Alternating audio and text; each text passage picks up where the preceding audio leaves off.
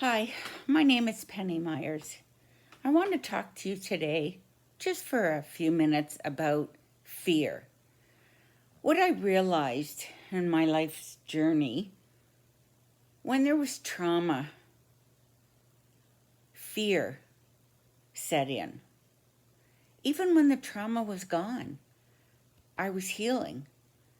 I realized there was something holding me back. Sometimes I felt like secluding myself, keeping myself away from others. I avoided going in public. I avoided meeting with people, especially one on one. And as I grew older and life dished out more trauma, more pain, loss, grief, fear. Fear was the number one thing that held me back. It was deep inside of me, and it kept me from moving forward. And when I thought I was moving forward, I thought I achieved joy and happiness. There was still that fear. I found fear affected my thoughts. I wanted to be joyful. We're going to my daughter's wedding. And I feared something tragic would happen. When I would get together with family, I feared something would happen. When I thought life had gone on and all was well, thoughts came forward. And I couldn't clear the thoughts. I couldn't make them go away. They were there to stay. I realized I couldn't let the fear take over.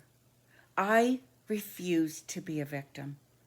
I refused to let the fear take me over. So I took it on. I planted my feet firmly, and I told myself I was going to get through this. I would not allow fear to control me. Even though I would have these sad thoughts, hurtful thoughts, thoughts something more was going to happen, I would be hurt again. Somehow I would be hurt again. And I feared feeling that pain and grief and loss. When I lost my 4.5-year-old daughter, I was afraid to have children.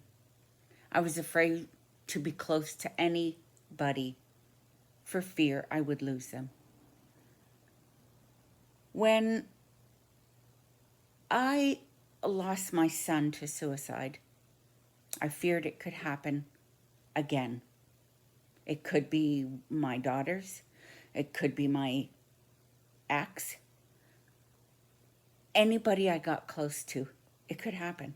Something is going to happen that's going to cause me grief. I have to protect myself from it. But yet, I did not want to protect myself.